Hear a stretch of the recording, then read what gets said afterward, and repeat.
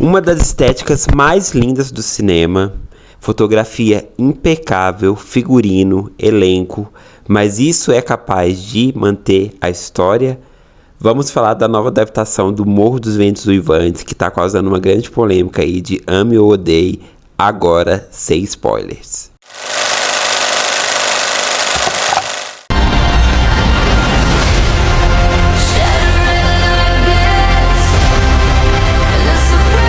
Morro dos Ventos Uivantes é o único romance de Emily Brontë e conta a história intensa de amor, obsessão e vingança. A trama narra a paixão turbulenta entre Heathcliff, um órfão acolhido, e Catherine, que são separados por convenções sociais, desencadeando ira e destruição nas famílias.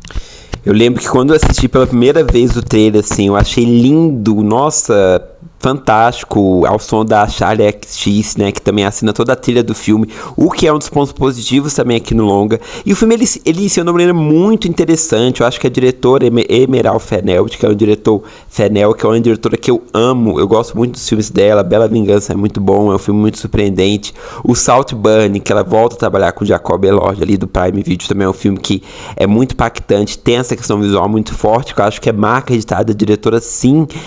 E aí o filme inicia de uma maneira muito interessante, mostrando ali a Cat e o Heathcliff crianças, como que eles viviam no contexto da época ali. O pai da Cat, que era um cara que já foi muito rico, mas estava falido, tinha problema com álcool, com a bebida.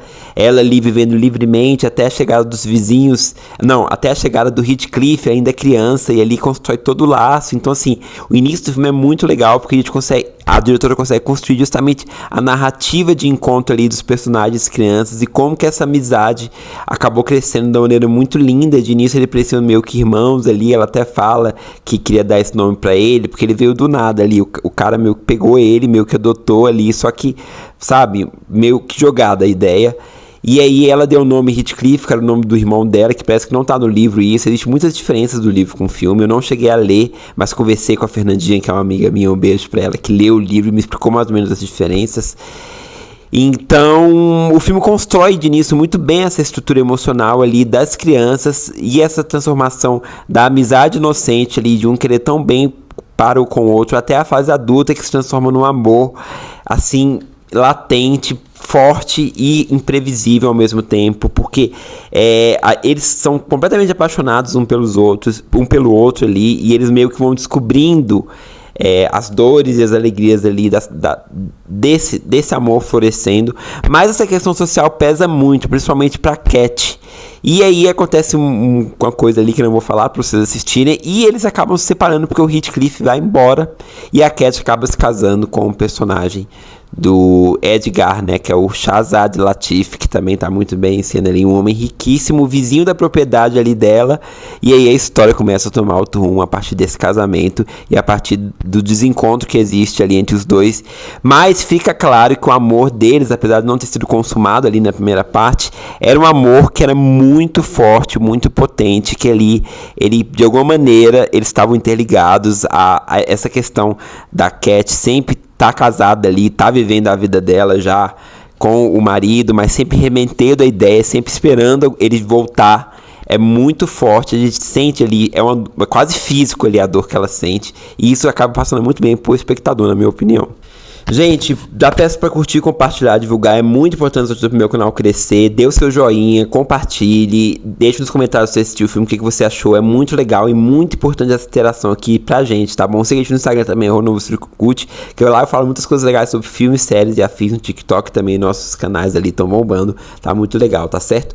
Continuando o filme, então, em meio a todo esse amor deles ali, a gente tem os personagens secundários que também tem a sua importância, e uma personagem bem forte aqui na história é a Nelly, interpretada pela Hong Chau, que é amiga e confidente da protagonista, e que ali, eu até tava conversando com a Fernandinha também, essa minha amiga, ela e o marido da Cat, o Edgar, a Nelly e o Edgar, são os personagens mais humanos ali da história, porque eles de fato vivem as emoções humanas da maneira mais real possível, porque os protagonistas ali, a Cat e o Heathcliff, o amor deles é tão cego um pelo outro ali, tão latente, e eles acabam passando por cima de tudo e de todos para poder viver aquele amor que acaba sendo proibido a partir do momento que ele retorna, já como um homem rico, como um homem já estudado, a aparência dele muda, e ele é um cara super galã, o Jacob Elord, que é um cara galã, né, um cara todo canastrão ali, acaba causando amores também na personagem da Isabella Lytton, a Alison, que também é como se fosse...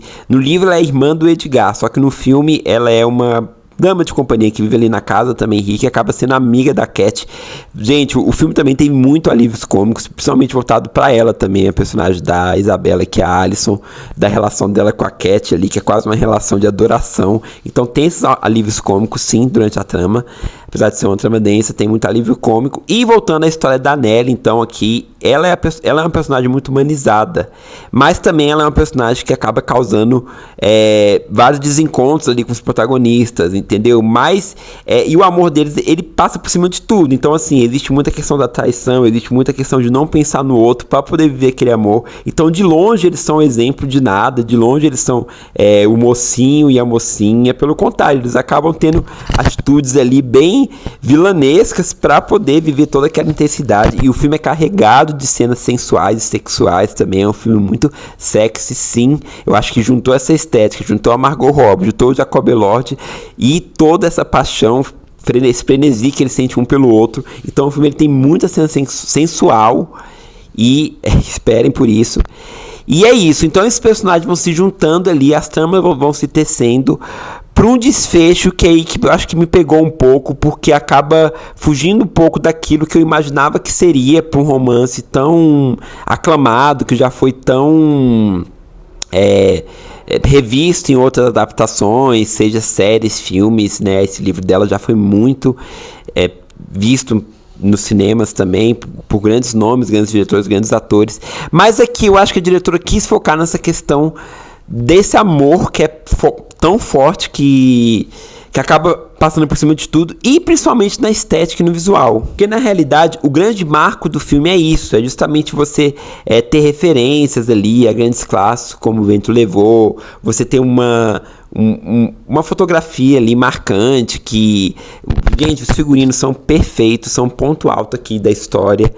E o desfecho ele acaba sendo aquele negócio que, não quero dar spoiler, por isso não quero falar muito, mas ele acaba, não sei se é decepcionando, mas levando a caminhos ali um pouco mais perigosos, que acaba desencontrando todo aquele amor que de início é construído de uma maneira muito bonita e muito inocente, mas que a partir do momento que existe essa volta do Heathcliff, ele acaba se perdendo no meio do caos que toda a situação ali, que ambos se encontram, seja em família, seja no contexto social, acaba se perdendo por uma coisa bem mais dramática do que se pode se imaginar. Mas o filme tem o seu valor, assim, é um romance muito forte, mas porém tem essas questões assim que não passam despercebidas e que precisam ser discutidas, né? Então a Cat e o Heathcliff não eram aquele casal perfeito, não são os mocinhos aqui.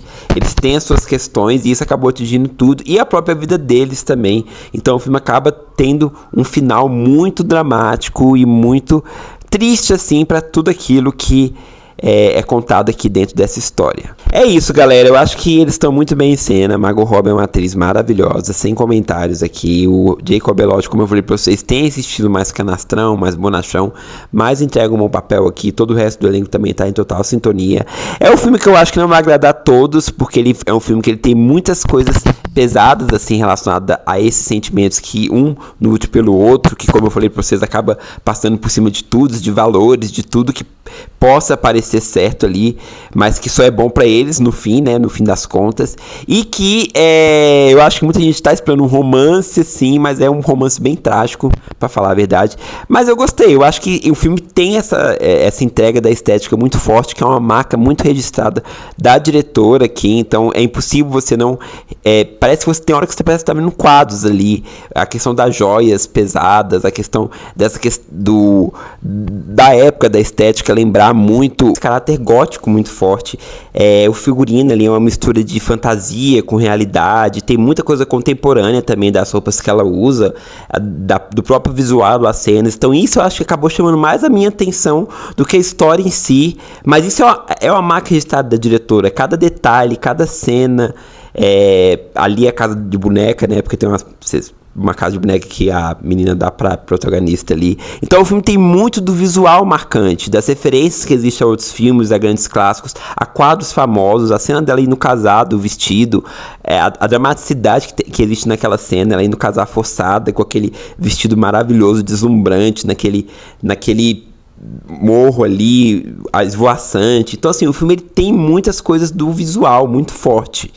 E é isso, minha gente, é isso. Eu quero assistir de novo, quero poder assistir novamente para poder ter uma opinião de repente mais formada, de repente me conectar mais à obra. Mas eu achei que ele terminou de uma maneira que poderia ser um pouquinho melhor desenvolvida ali.